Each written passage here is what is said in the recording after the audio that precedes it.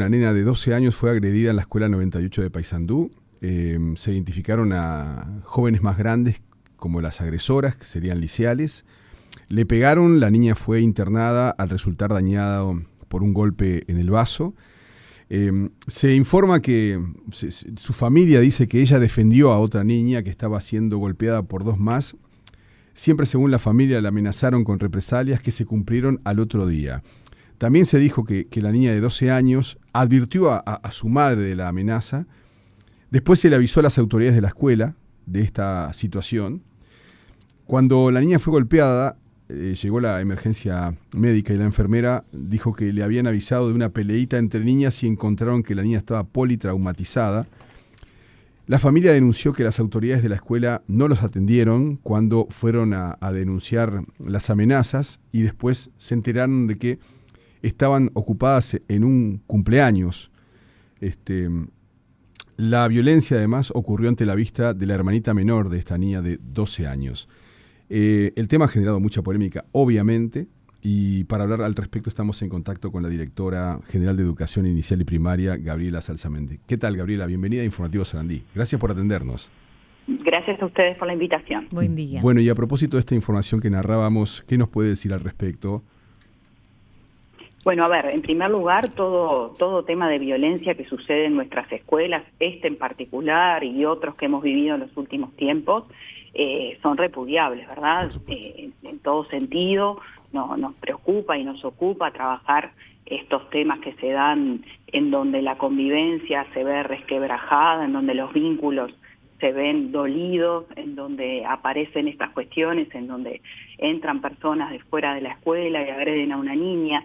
En primer lugar eso, nos preocupa y nos ocupa estar dando la respuesta que los colectivos, que las familias, que los niños necesitan frente a cada una de estas cosas que sin duda alguna espeja otras situaciones que suceden en la sociedad y que traspasan los muros de las escuelas y digamos, después lo que vemos es el suceso dentro de nuestras aulas, en este caso en el patio. Bien.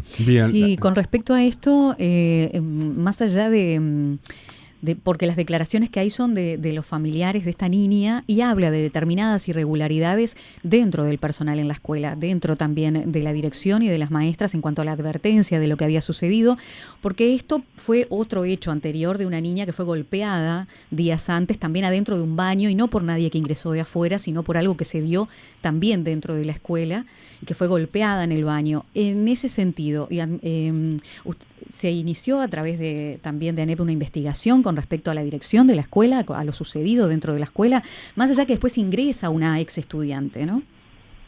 A ver, sí, por supuesto, cada vez que sucede una cosa de esta, en donde, digamos, hay dudas con respecto al proceder del personal, se inician las investigaciones a fin de indagar cuáles fueron los sucesos y tomar las medidas que sean necesarias tomar. Eso no pasa siempre en todas las escuelas cuando sucede una cosa de esta.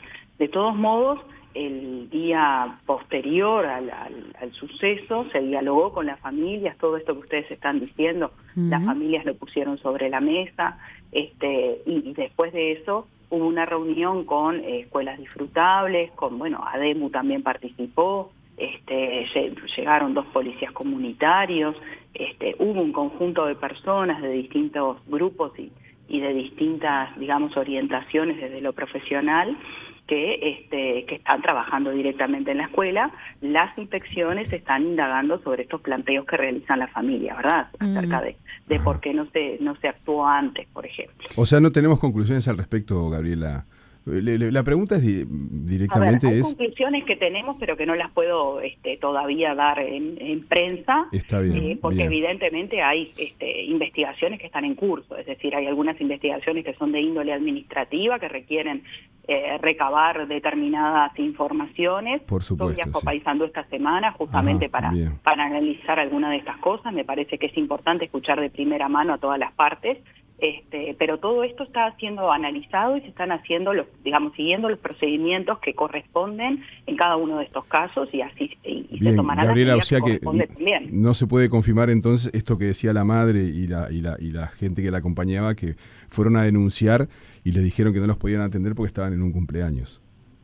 Eso yo no lo puedo decir. Bien. ¿Están identificadas las personas que agredieron, las estudiantes? ¿Se está trabajando con ellas? ¿Son estudiantes? Están identificadas, sí son estudiantes y sí estamos trabajando con los otros subsistemas para que también desde su lugar digamos, de estudio se pueda hacer alguna intervención al respecto, porque evidentemente estas reacciones que en este caso sucedieron en una escuela pueden repetirse en el lugar de estudio, ¿verdad? Claro, porque los hechos que hemos venido poniendo sobre la mesa, tremendos últimamente, en este caso es una situación diferente porque más allá que luego se ingresa, se origina dentro de lo que es la vida diaria de la escuela con los propios alumnos, ¿no? ¿Y qué protocolos son los que deben también manejarse y activarse en cuanto a estas situaciones que se pueden llegar a dar? ¿Es Escuelas Disfrutables que actúa directamente? ¿Cómo se puede trabajar en esto? Porque esta primera agresión que luego surge con esta otra, que no sabemos muy bien qué más puede haber pasado, pero por lo menos lo que conocemos, nace dentro de la agresión de los propios alumnos en la escuela. Sí, a ver, nosotros tenemos como dos tipos de dispositivos cuando surge un caso de violencia, sea entre estudiantes, como este caso, sí, o con maestras, o entre familias, porque la verdad que este año hemos tenido situaciones bien diversas. Los dos dispositivos son distintos. Un dispositivo, vamos a llamar que es más como de emergencia, vamos a llamarle así, es un dispositivo que inmediatamente sucede el caso y es reportado, sea cual sea el caso, insisto con esto, se dispone que el equipo de escuelas disfrutables, en donde hay psicólogos, en donde hay asistentes sociales, trabajen para tratar de recomponer los vínculos, sea con las familias, entre niños, con maestras, en fin. Este es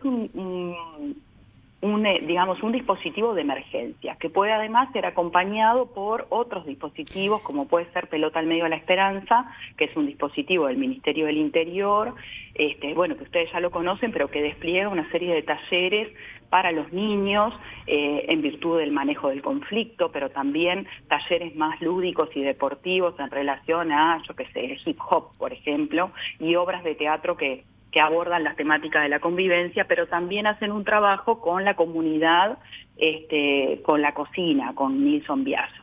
Entonces, esos son dispositivos de emergencia.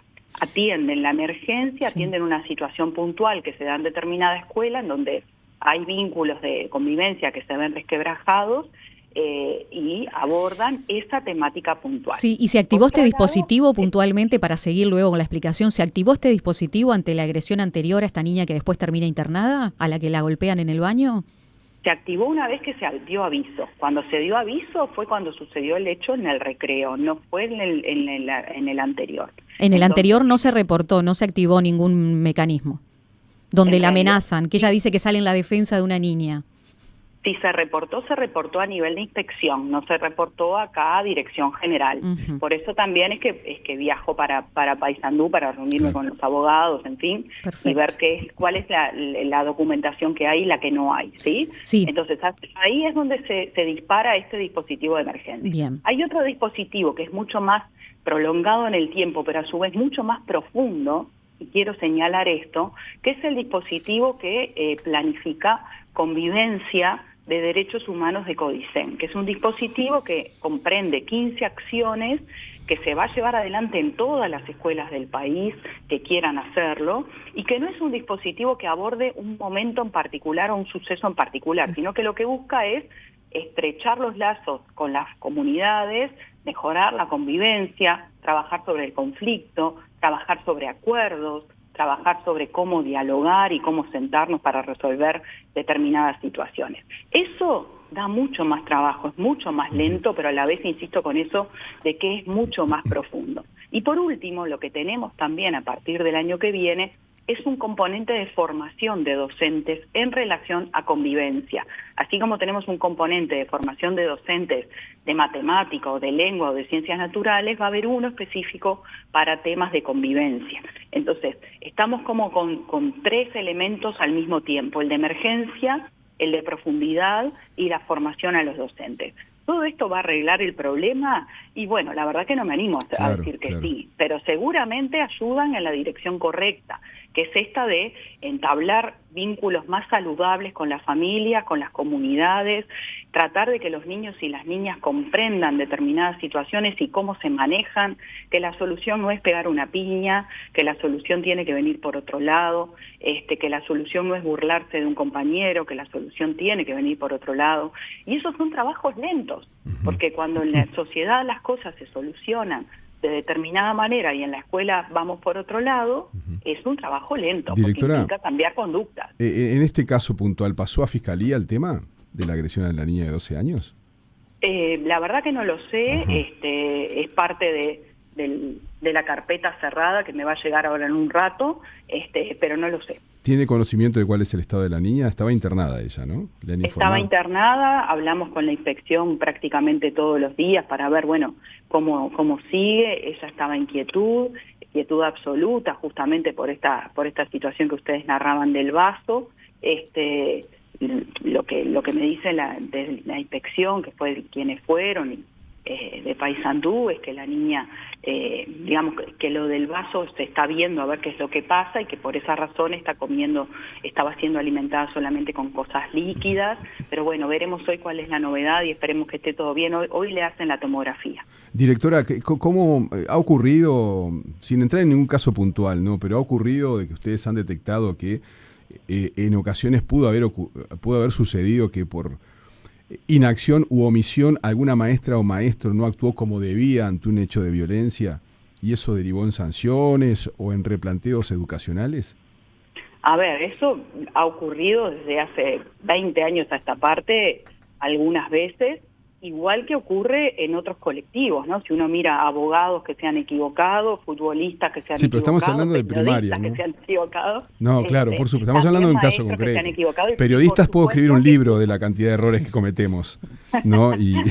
Y bueno, a veces no alcanzan las palabras para disculparse. Existe una cosa que se llama el mapa de ruta, y es que una vez que una maestra es denunciada por alguna situación de violencia, se la separa del cargo inmediatamente y se inicia una investigación administrativa, y en ese caso la maestra va a desempeñar sus funciones en la inspección hasta que se aclare cuál es el tema. Estoy pensando vamos a suponer un grupo de familias dicen que la maestra, no sé, tuvo determinado comportamiento, bueno, en vez de dejarla en el lugar mientras se investiga, se la saca del aula mientras se investiga. En este caso no existe ese tipo de denuncia hacia la dirección de la escuela, no existe ese tipo de denuncia en este caso.